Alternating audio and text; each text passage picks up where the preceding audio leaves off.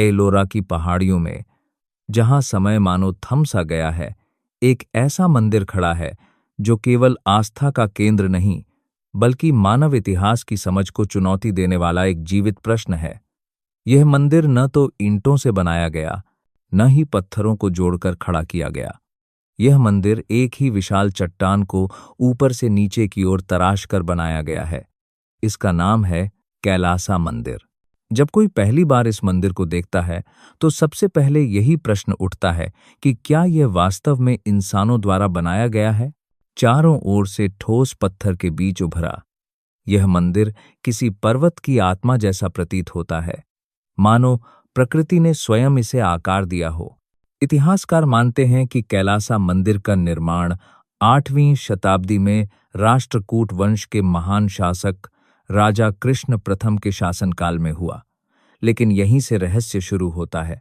उस समय के अन्य मंदिरों की तरह कैलासा के निर्माण का कोई विस्तृत विवरण उपलब्ध नहीं है। न कोई शिलालेख, न कोई योजना, न कोई लिखित प्रमाण जो यह बताए कि इस अद्भुत संरचना को कैसे और कितने वर्षों में बनाया गया। कहा जाता है कि इस मंदिर के निर्माण में लगभग 4 लाख टन से अधिक पत्थर हटाया गया।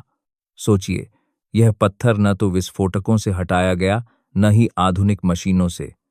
यह सब हाथों से, सरल औजारों से किया गया माना जाता है।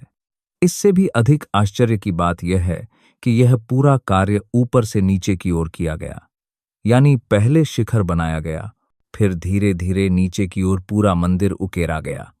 यदि कहीं भी एक भी गंभीर गलती होती तो पूरा ढांचा नष्ट हो सकता था। फिर भी यह मंदिर आज भी पूर्ण संतुलन और मजबूती के साथ खड़ा है। कैलासा मंदिर केवल स्थापत्य कौशल का उदाहरण नहीं है, बल्कि यह गहरे धार्मिक और पौराणिक अर्थों से भी जुड़ा हुआ है। यह मंदिर पौराणिक कैलाश पर्वत का प्रतीक माना जाता है, जो भगवान शिव का निवास है। मंदिर की पूरी संरचना शिव तत्व को दर्शाती है: शक्ति, संतुलन, संहार और सृजन। मंदिर की दीवारों पर उकेरी गई मूर्तियां केवल सजावट नहीं हैं, बल्कि वे प्राचीन कथाओं, दर्शन और ब्रह्मांडीय विचारों को पत्थर में व्यक्त करती हैं। इस मंदिर की बनावट में खगोल विज्ञान की झलक भी मिलती है। इसका मुख पूर्व दिशा की ओर है और विशेष अवसरों पर सूर्य की किरणें गर्भगृह तक पहुंचती हैं।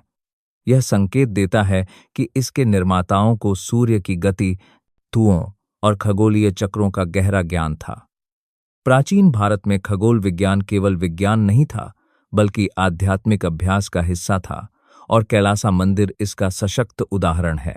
आज के आधुनिक इंजीनियर और वास्तुकार जब इस मंदिर का अध्ययन करते हैं तो वे भी स्वीकार करते हैं कि इतनी विशाल संरचना को बिना मशीनों के बनाना अत्यंत कठिन है।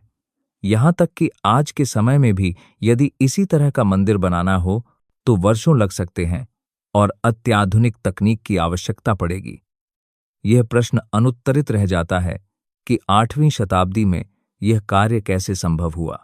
कुछ विद्वानों का मानना है कि कैलासा मंदिर का निर्माण मात्र 18 वर्षों में पूरा कर लिया गया था। वहीं कुछ अन्य विशेषज्ञों का कहना है कि इसमें कई पीढ़ियां लगी होंगी। लेकिन दोनों ही स्थितियों में यह स्पष्ट है कि यह कार्य साधारण मानव प्रयास से कहीं अधिक था।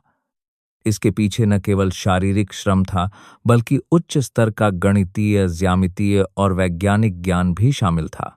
सबसे बड़ा रहस्य यह है कि वह ज्ञान आज उपलब्ध क्यों नहीं है। यदि प्राचीन भारत के पास इतनी उन्नत तकनीक और समझ थी, तो वह समय के साथ कैसे खो गई? क्या वह ज्ञान केवल कुछ विशेष वर्गों तक सीमित था, या फिर ऐतिहासिक आक्रमणों, सामाजिक परिवर्तनों और समय की मार ने उसे मिटा दिया? कैलासा मंदिर आज भी मौन खड़ा है। वह न तो अपने रहस्य बताता है, न ही अपनी कहानी लिखता है। वह केवल संकेत देता है कि मानव सभ्यता का अतीत जितना हम जानते हैं उससे कहीं अधिक जटिल, गहरा और उन्नत था।